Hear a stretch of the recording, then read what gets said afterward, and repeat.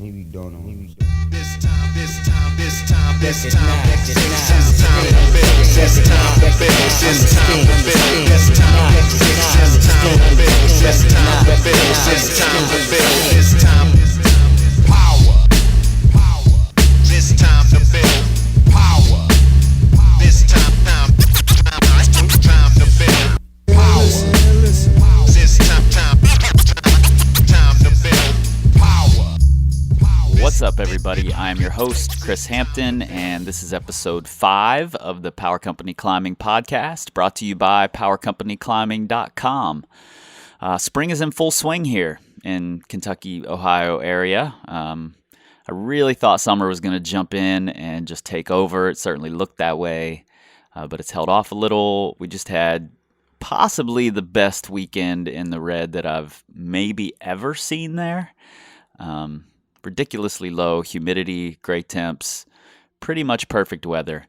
I was able to squeeze in my third V10 and tuck that under my belt, so now I can move on to back into route mode and feel good about it, feeling like I've accomplished what I set out to do. So that's my goal right now. I'm ramping back up to route time and big routes. Actually, I'm not much interested in sport climbing right now.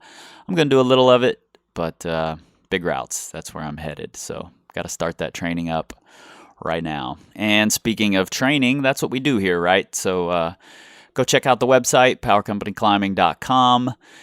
Check out our ebooks. We just released the Kettlebells for Climbers plan with Paul Corsaro, who you can hear in episode 4. And that one's doing really well. Kettlebells are actually going to be a big part of my training for bigger routes starting tonight, actually. So yeah, go check those out. Also, find us on Facebook, Power Company Climbing, and find us on Instagram at Power Company Climbing. We're all over the intrawebs, wherever you are, except for Twitters. We don't do that. No Twitters. What else? Nate and I have got some workshops coming up.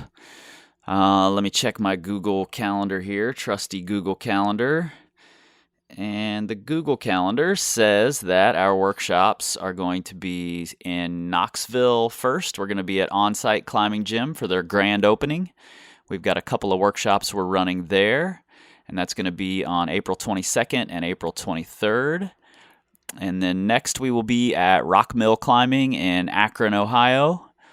And that's going to be on May 10th and May 11th. We've got a couple of workshops there as well. So if you're interested in private sessions, hit us up. We'll be around the area for those few days, so we can squeeze you in between the workshops. So hit me up. Okay, today we are talking with Wyoming-based climbing coach, writer, yoga teacher, Alli Rainey. I sat down with Alli last summer in Lander, Wyoming. And most of what we talked about was her switch from being a vert, techie climber into becoming more interested in steeper, bigger move, more gymnastic style climbing. And it's interesting because her home area, Tensleep, is largely vert and techie. I'm generalizing there because there's definitely some steep thugginess there as well. But it's been cool to watch Alli's progression in this new style and watch her body change as she embraced how to train for that new style. So now in this discussion, we touch on an injury that Alli had, and we don't really go into depth, so I wanted to just kind of tell you a little bit about it here. Basically, she got a little excited after coming home from the red, overtrained, and that kind of flared up an old injury she'd had in her hand. And then she took a fall in an airport on her way to Spain to go climbing. And a couple of days later, her hand had swelled up. There was some nerve issues. And basically, she wasn't able to climb the entire trip to Spain. And you can definitely read more about that on Alli's website, which you can find at allirainey.com. It's ALLIRAINEY.com. And of course, if you happen to be in the Tensleep, Wyoming area, Alli's a fixture out there, and she loves to talk shop, so don't be shy. One more thing, big shout out to the Bighorn Climbers Coalition. It's bighornclimbers.org. You'll be able to find Alli at their trash cleanup in Tensleep on April 23rd, as well as May 21st in Cody, Wyoming. Another trash cleanup there. And also at the Tensleep Climbing Festival on July 2nd. So if you want to talk to Alli and you're in the area, don't be shy. Go say hello. All right, on with the show. But point being, if you do put muscle weight on and it's sport specific and you climb better, the numbers on the scale shouldn't matter.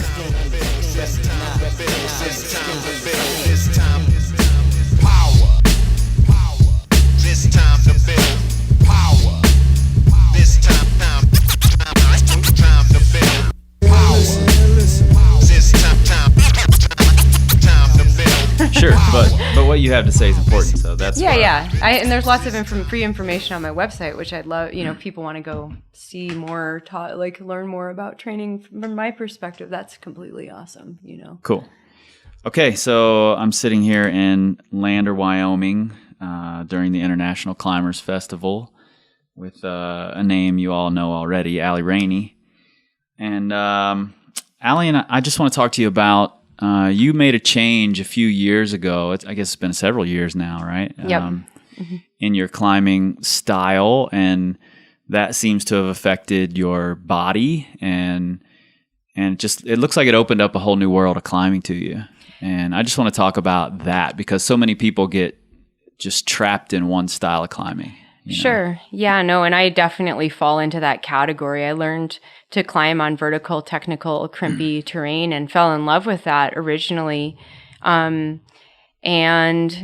it was fun for me and I got better at that. And as I did that, I ignored steep climbing completely, for better or for worse, for most of my climbing years. So I've been climbing for 23 years, I think it is. And I'd say I spent a good 16, 17 of that barely climbing any steep rock at all. And by steep, I mean severely overhanging, not vertical or gently overhung or whatever. I'd say 45 degrees and roof climbing and the traditional madness cave at the Red River Gorge the bigger style. holds, bigger moves, steep climbing. Yeah. Pretty much avoiding that and not really developing the technique or strength or anything for that kind of climbing.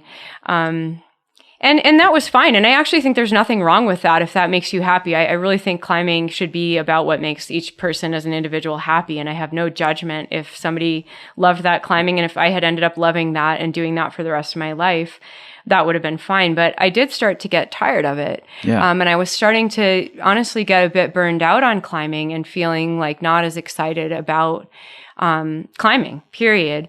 And I didn't really know where to go with it. And I honestly had never really thought about getting into steep climbing that much. And I think the trip I took to the Red in 2007, watching people climb in the Madness Cave that year and having fun doing it, I started to think, man, that looks like so much fun. I wonder if I could ever have fun doing that, and what would it take for me to have fun doing that, knowing I have no capability whatsoever to climb that style at all right now.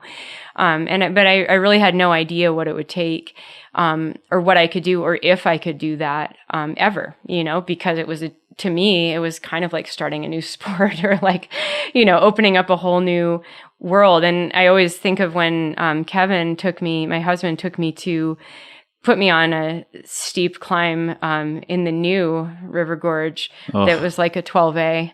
Yeah. And I looked down at him 2 bolts up and I was hanging and I was like, what do I do? Kevin's a masochist, apparently. Yeah, and Kevin's like, what do you mean, what do I do?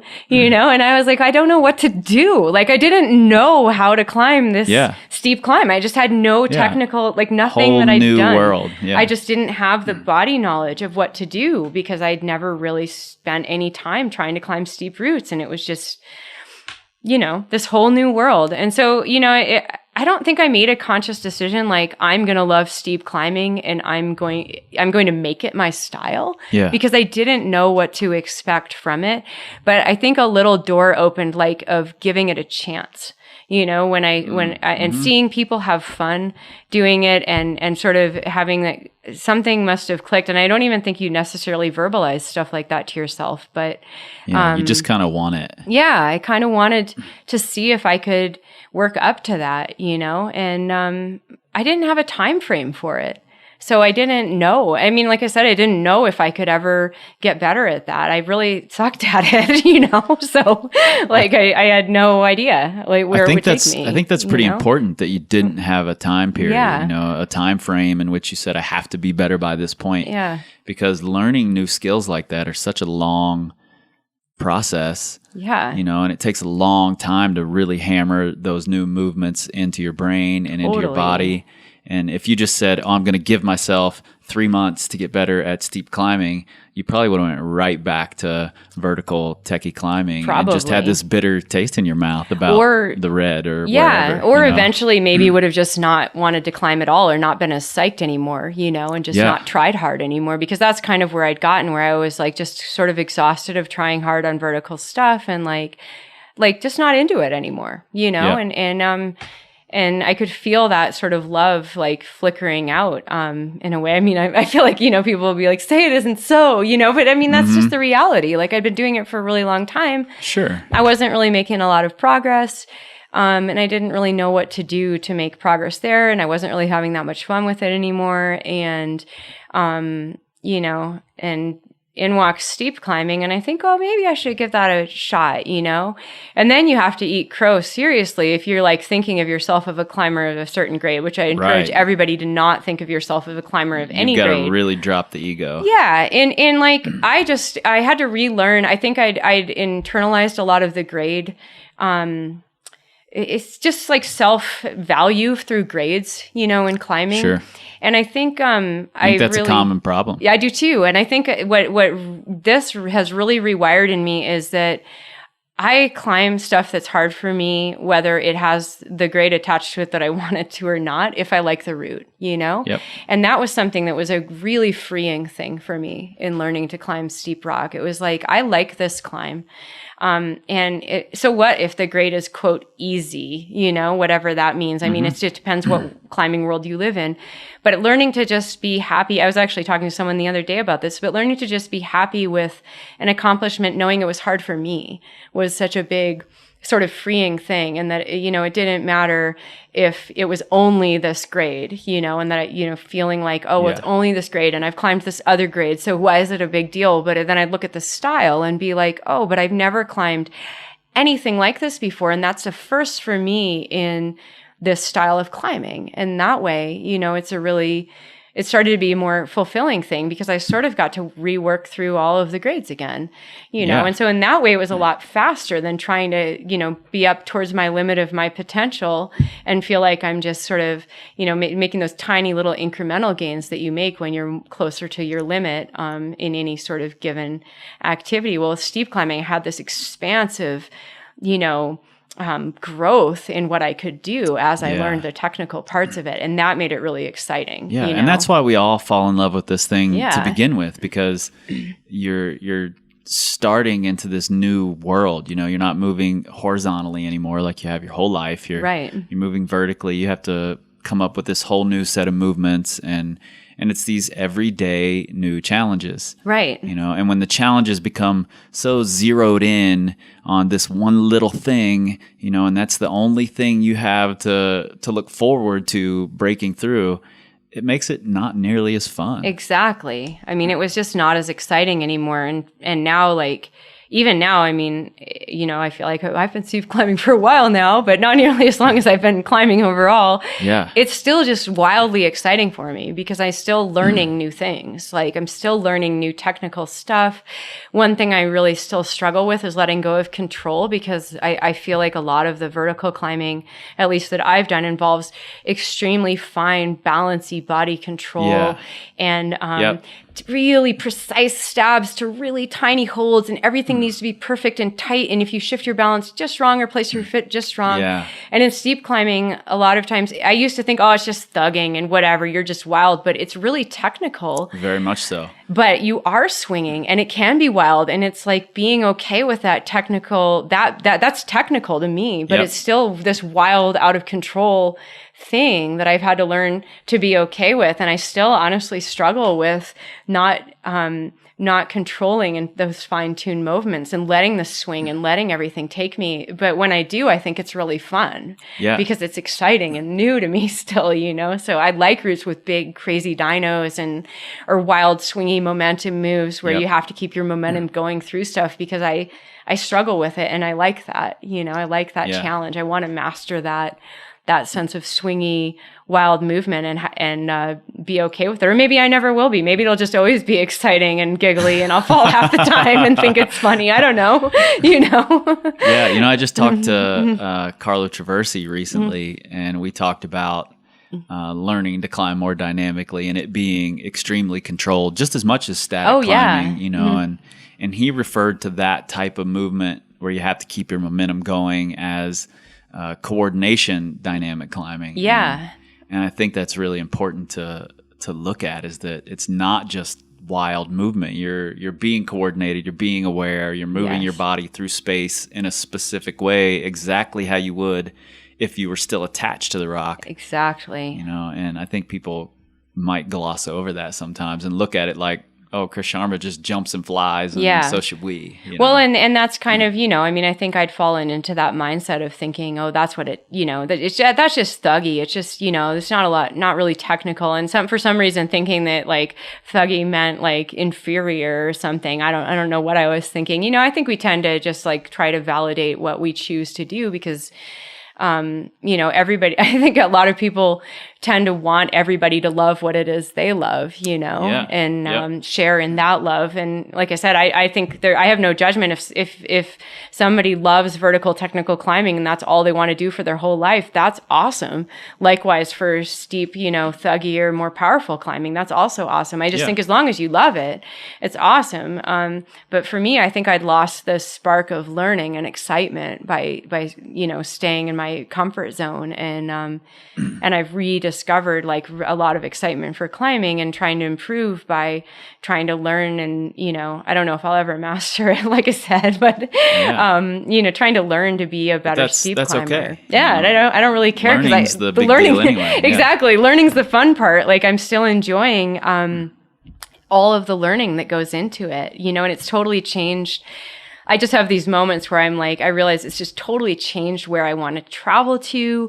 And like when I go to crags, what I'm looking for, because I have absolutely no interest in what used to light my fire. And I look for the things that I used to like avoid like the plague, you know? Interesting, yeah. And it's great, you know? I'm like, it's so funny. Like I've done a complete 180 and, wow, isn't that neat? You know, when you observe yourself, like if you step outside yourself, you're like, I can be like, wow, that's kind of neat. Like if you told me 10 years ago that this is what I would have been looking for, I would have been like, you're crazy. You know, I'll never climb stuff like that. And now it's like the most fun thing I can imagine. And I think that's what rock climbing, when I started climbing, was the most fun thing I could imagine.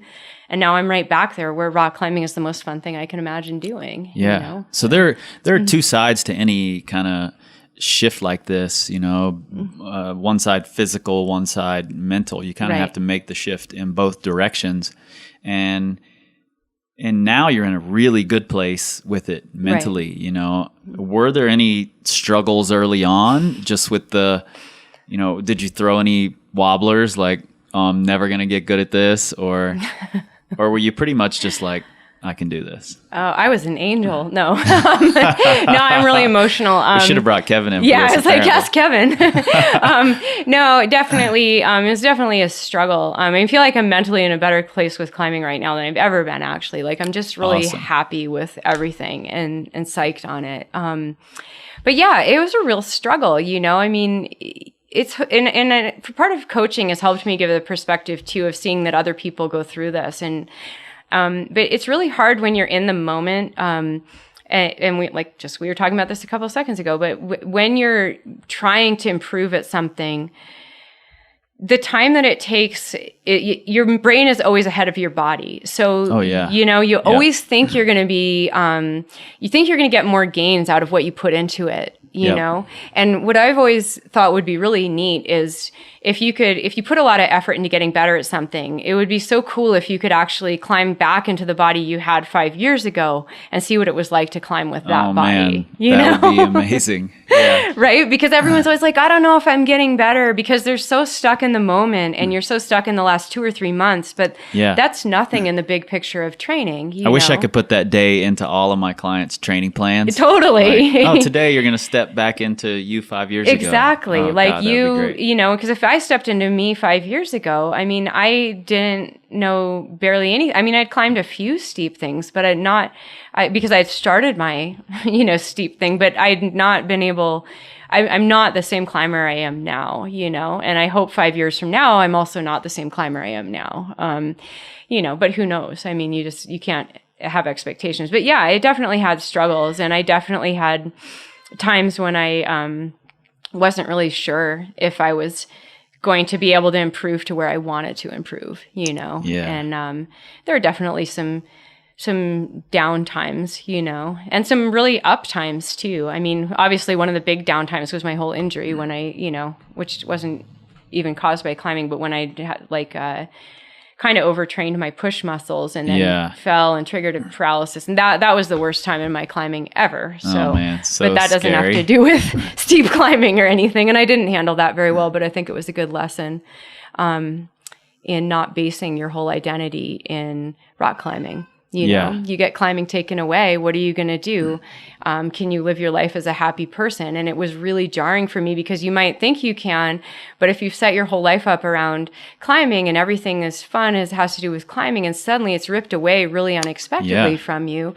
It was really, really shattering, And I honestly do think if that happened again, that I would be much more okay with it. I wouldn't be psyched, but I don't think it would put me into such a dark place, because it was really, really frightening, not just on the physical trauma level, but on the wow.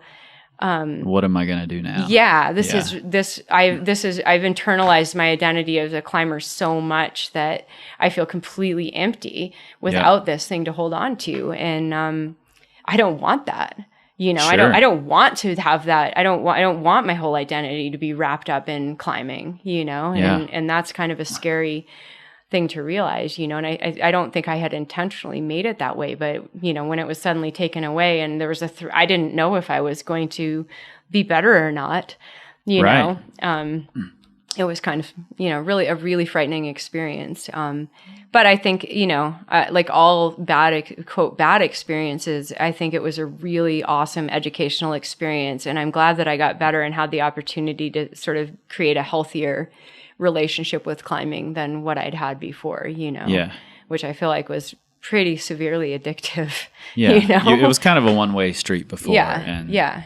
I think I've been lucky, I'm going through a shoulder injury right now and rehabbing that, and I think I was lucky that I just had a lot of hobbies already, making music and painting, and I had all these things going on, so it didn't really affect me that much, and I hadn't really thought about what it would be like to have your whole life revolving around it, and then all of a sudden not be able to do it. Right. On a trip to Europe, no less, and then you're just like, oh no, You just eat pastries. Yeah, exactly. I mean, I'm like, first world problems too. I mean, really, you have to put it in perspective. I did have humor. Between my woe is me, I do have humor about stuff like that too. I mean, it could be much worse, but when you're living through a traumatic injury, and a sport has been really important to you, it's really, it's not uncommon to be depressed. And I've had other people reach out to me who've had a similar thing happen to them, and it's really hard, and you'd like to think, oh, I'm stronger than that, or, I would have liked to think that, but I wasn't. And, but like I said, I think it was a really good educational experience to pull me, pull me away from viewing it so addictively. And I actually think that was quite freeing for me too, in just enjoying the moment in climbing. Yeah, it might have helped you embrace this new style you're embarking on, and Just been like, I'm just going to have fun with Totally. it, you know? Totally. I mean, I just don't want to, like, I don't want to spend any climbing day feeling frustrated or angry, you know? I mean, I might drop the F-bomb when I fall off, but like, it's always with a giggle now, you know? And I'm not like, I'm not on a deadline for when I need to send or whatever, you know? I'm just psyched if I like feel a little difference in my technique, or I feel a little bit stronger on a move, or like have an awesome day laughing with friends and feel terrible climbing, you know? Yeah, well, I think like, I think that giggle's a big deal, you know, when you learn to just kind of shake your head and laugh at yourself. Yeah, like, doesn't matter. I can't believe I'm falling off of this again. Yeah. You know, then climbing becomes a lot more fun. Yeah, it's like it doesn't matter. I mean, we're just rock climbing. It's supposed to be fun, you know. And that I think even though you might know that in one level, it's really easy to sort of lose sight of that and have it become sort of a chore, you know. If just you get super serious about it. and I don't want to be super serious. I have way more fun like trying as hard as I can, but then you laughing if I fall and climbing with other people who are the same way, you know, just laughing. I love to fall. I love to be shown who's boss. Like, totally. I just always end up with this grin on my face like, oh man, I totally thought I had it and I didn't. Or like the other day, I was like climbed out and was like kind of like doing really good on this tree, and then I just got to this point where I couldn't move. And, you know, everyone on the ground, it doesn't look like, you never look like what you feel on the ground. So they're going like, move. Everybody's like, why'd you fall? Why'd you let go? I can't move, and I can't shake, and I can't do anything. Like, you might as well just take, like, nothing's happening here, you know? And I just was laughing the whole time I said that, you know, because I know what I looked like. I just all froze, you know, and my body was like in total shutdown. And the last thing for me to go was always my hands. Like my hands are my strong thing, so they were still hanging on. That's but really I interesting. couldn't do anything, you know. I love the term. Someone in the red actually coined this term, but I love the term for that, which is like being handcuffed. And I'm like, that pretty much describes my climbing. Yep. I just climb to a point. And it's still like most of the time I'm just shut down because I totally look like I just stop. I just stop. You can't help but laugh at that. Yeah, I'm like, I can't move. I don't even have enough strength to like start the next move, but I can still just hold on. Just hold right here. You know? Yeah, I had that happen to me once here, and Micah Rush and Colby and all these guys are down below, and they're like, oh, you Red River guys can just shake out forever. And I'm like, I'm not shaking out. I just can't do anything. Exactly. I'm trying to figure out why I can't reach to the next hold. Exactly. The next hold is not that far away, but right now it looks like it's like 70 feet away from me. You don't understand. And there's no way I can get there. So, yeah, it's just funny. But, yeah, I know. I mean... It's great, you know. So speaking of making these, you know, having the reaches being your limiting factor, right? You've not only gone through this mental transition to get where you're at, but I mean, it seems obvious to me that your body has changed pretty dramatically. Are you saying I'm fat? No, I'm just kidding. Quite the opposite. So you've become this. I mean, you look like a really powerful climber now. Yeah. So. This all started with Kevin. Bless his heart. Kevin said, I hurt my ankle. And my transition into training the way I have for steep climbing was very gradual. But the origin of it was I hurt my ankle at a bouldering competition in 2007. It seems like everything happened in 2007. It's a bad year. I think it was 2007 or 2008. Anyway, I hurt my ankle, and we were about to go on a trip to Kalymnos. And where I didn't really climb anything steep because I was still intimidated by it. But Kevin was like, now's the perfect time for you to start doing pull-ups. And I was like, I hate doing pull-ups. And he was like, exactly. Yeah, that's why you should be doing them. That's Good why job, you should Kevin. do them. Yeah, you know. And so, I mean, I started doing some pull-ups, and that's what actually started me into like training outside of climbing, training and that was just dabbling. Like I didn't really know what I was doing. I didn't know a lot about training, period, like outside of using climbing for training. But, you know, so I did some body weight training for the next few years, and as I was starting to try to get into steep climbing. But I know that in 2010, I walked through a weight gym with Kevin in Canada, and I didn't really know how to use most of the equipment in there. So I still hadn't really got into it until well after that, I think, is when I really started getting into weight training. And did Kevin for have climbing. a background in it somewhat? He's done a lot of weight training, but it was more like, and so he knew a lot about training, like with weights for other sports, because he grew up doing track and field and doing a lot of weights Gotcha. for that. Yep.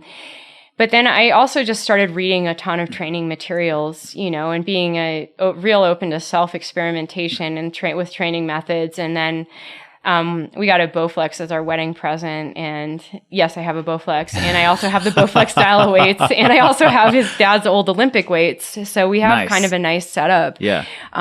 So I just started reading and reading and reading about strength training. And I was weak. Like my upper body was weak. My hands were strong. My forearms were strong relatively. I'm still, your fingers can never be strong enough in climbing. I was like, things you'll never hear a climber say, damn, my fingers are too strong for rock climbing. Like obviously not. My forearms, my fingers are not, the strongest forearms and fingers in the game at all. But relative to my upper body strength and my ability to pull, they were way stronger. Right. And I didn't have the ability to do especially if I reached up with, let's say my hands were matched and then I reached up with my right hand and it was way stretched out and then I had to pull all the way through another arm with your length. Left hand, yeah. Left hand. No way. I just couldn't do that. It was totally impossible.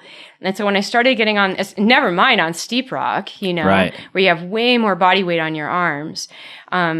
And so I put myself on the fast track to getting stronger by doing like climbing specific weight training. And it made the biggest difference. Personally for me, I think it depends what your weaknesses and strengths are, what you focus on. But for me, focusing on that made the biggest difference in my climbing ever. I used to think my personal mantra was, and I didn't mean this, but I would always say, I'm just not a powerful climber. I'd come to believe that because you say that to yourself and you believe it. And I just remember thinking, well, I'll just never be a powerful climber. I have no power. I would say that all the time too. I have no power.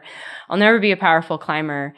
I'm just not good at that kind of thing. But I just never had the... And you were just accepting of that. Yeah, I just accepted. Yeah. I'd kind of given up. I'd never had a suggestion of what would work for me, that I'd pushed through. I mean, for weight training or, strength training, like just bouldering had never worked for me. I don't think I was strong enough to make a difference. But the weights really pushed me over the edge of realizing, gradually I became stronger and stronger and stronger, and I'm still getting stronger, and I'm not... Yeah. I'm not a spring chicken anymore. I mean, I'm not a 20-something climber, but I'd never tapped into my potential. Right. I'm 40 and I'm still getting stronger. And about how old were you when you started real weight training? Body weight training, I was probably 30. Let's do the math. 34, 33, 34. Okay. And then I started into more like weight training probably 2010, 2011. Yeah. So 36-ish. And then I'd say I've really ramped it up the last few years. So I built a really strong base before, sure. And that's what I was going to say. I think it's important that you started with body weight training. And I think a lot of people kind of start this cycle the same way. Yeah. They start with some body weight training. Yeah. And a lot of people hit this sticking point where they think, oh, if I lift weights, I'm going to get big. Yeah, no. But Kevin being a track and field athlete, those guys train like athletes. They train with weights. And it's really important in track and field to be light. Yeah. Those guys are working on a strength to weight ratio similar to climbers, same as gymnasts. Yeah, and that's the thing I've said. Every climber should read the chapter on body composition in Advanced Sports Nutrition by Dan Benardo. Yeah. There's a plug for that guy, but it's an awesome book on how to eat properly.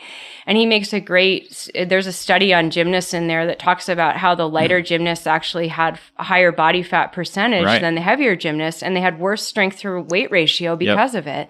So, obviously I don't want to be a 200-pound, weightlifting behemoth, but most bodies can't do that. Right. You can't put on muscle that easily. And most of the time, if you put on sport-specific muscle, your percentage gain in strength and endurance too way outweighs the right. weight gain. It'll totally offset and that. I would say I live that, like I'm heavier than I was when I started weight training, but I have a lower body fat percentage and I can pull off moves that I could not do before, absolutely. If you don't mind me asking, what is your weight difference from then to now? From when I started, I would say I'm about 10 pounds heavier. Nice. Yeah. So it's not huge. And you're stronger and way doing moves. Stronger, I mean, and that's the thing for me is, and I had, being a woman, it's really hard to accept gaining weight. So at first, when I started feeling like I was putting on muscle, I did body fat checks, right. to like mentally settle myself down. And then honestly, what happened is I started climbing way stronger and I just stopped caring. Because why do I care what the numbers on the scale say if I can do moves that I couldn't do before? It just doesn't matter. Exactly. It's your performance that you should be measuring. If I suddenly start to not be able to do moves that I can do right now and I'm gained a bunch more muscle, well then alarm bells will go off, know? But and the other thing about weight training is you won't necessarily gain muscle. What you're trying to do is train your body to be more efficient. And some bodies will put on more muscle, but some bodies will also develop better, like being able to use the muscle that you have more efficiently, like you're enhancing your neuromuscular connections when you weight train with heavy weights. So you're engaging more muscle fibers than you would because your bodies are really efficient. So they're only going to use the amount of muscle fiber that they need for any given movement. Right. If you condition your body to recruit more muscles more often, then you're going to have that higher level of recruitment available to you when you're climbing. So you might not actually put muscle weight on. But point being, if you do put muscle weight on and it's sport specific and you climb better, the numbers on the scale shouldn't matter. Doesn't matter. Your strength to weight ratio is improved and mine like I said, I can do moves. I came out of training this winter. I did my hardest strength training this winter ever and I could do moves that I couldn't do last year. And to me, I was like, I don't really care what I weigh because I can do these moves that I couldn't do last year. That's all that I care about,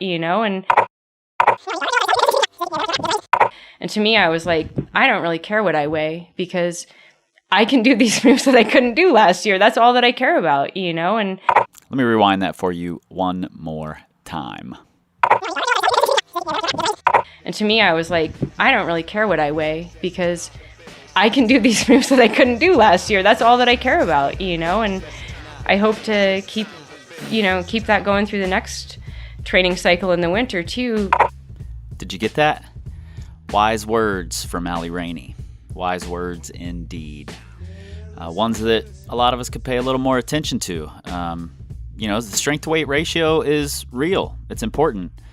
But you can't forget the strength part of that ratio. I think too many people just worry about dropping their weight and they're not really interested in getting stronger. It just seems like a Band-Aid and you're not gonna make big progress that way. It's just not gonna happen. You're gonna stall out. That's what I'm trying to say. And I think I just want to leave you with that point. Maybe that was abrupt. It was abrupt, but I just want to leave that there because I don't think it can be overstated. Alli was a 514 climber in her vert techie style, and embracing this new gymnastic style of climbing and the ways to train for it, she changed her body pretty dramatically, gained 10 pounds of useful muscle, and improved her strength to weight ratio by gaining weight. And like I said, I don't think that can be overstated. So there will be a part 2 with Alli. We talked some more specifically about training during the climbing season and how that works and if it does work. So you'll be hearing that soon. I've also got episodes coming with Steve Bechtel.